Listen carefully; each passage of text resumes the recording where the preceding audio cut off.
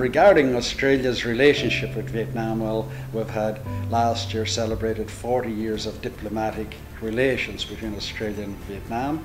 We've got very strong business relations as well, and I would see that ASEAN is only improving, the AEC will only improve that relationship, and I feel that Australia will provide a lot of support to Vietnam through the government and business to help Vietnam succeed in this new business environment.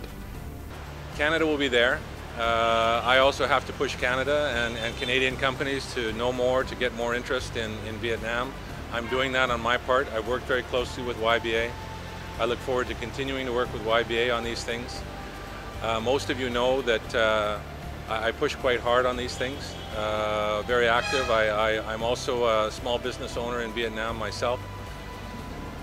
So Canada and Canadian business will be there for now and in the future to support, to partner, to collaborate with this great country. And we look forward to the development of the markets here over time, to further trade, to further commerce, but also for further social and cultural interaction with Vietnam. So again, thank you very much for the opportunity to speak to this group.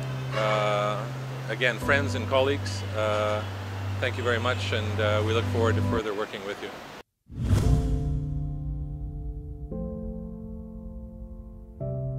The message is similar to what I would say to Australian CEOs, but in a different way. For Vietnamese CEOs, of course, there's many companies in Vietnam who are already doing business globally, but there will be many opportunities for new business. So again, what I would say to Vietnamese companies is you have to reassess, have a look at the environment, particularly in ASEAN. Have a look at your strategies. Ask yourself, what are the opportunities and threats? The opportunities will come where there'll be greater access to a huge new market.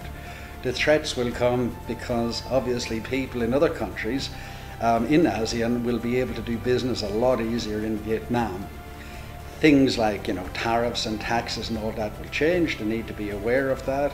And I know Vietnamese companies are already moving into other countries. The one thing that will change is labour, and of course there will be a freer movement of labour across the ASEAN region. So Vietnamese companies need to take advantage of the new pool of labour, so to speak. Lastly, I would say from that perspective, they need to look at their own labour or their own talent and to develop their own staff to take advantage of it. Of course, from an Australian perspective, of course, Australia through its government and many companies are very keen to help Vietnam and its businesses succeed. So we would hope that for Vietnamese companies to look at Australia as a partner in helping them to improve their businesses in the new environment. What I'd like to see from the CEOs at YBA, many of whom are my friends, is a second Doi Moi. So the first Doi Moi was in 1994 with the government-led. What I'd like to see from Vietnam and from Vietnamese CEOs is a second Doi Moi, this time led from the private sector, and this time supported by all the CEOs. Looking at integration, whether it's ASEAN, whether it's TPP, whether it's RCEP, this is a real opportunity in challenging times.